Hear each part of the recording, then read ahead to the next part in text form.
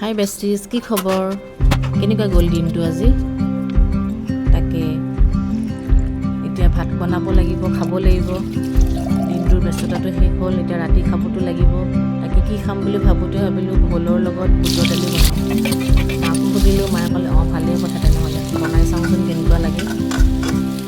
তাকে মাৰ অকণমান হেল্প লৈ বনালোঁ। কেৰাহীত ভোল দাইল, বুটৰ দাইল একেলগে চব কুটি মা মছলা দি বনাই প্ৰিপেয়াৰ কৰিলোঁ।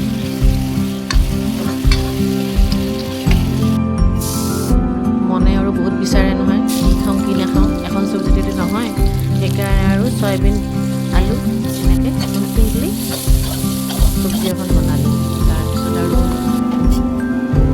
এতিয়াতো ভাদ মাহ চলি আছে। ভাদ মাহতো আৰু মাহ প্ৰসাদটো বহুত হয়তো।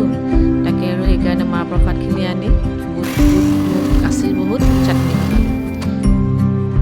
চাটনিটো ৰেডি হ'ল।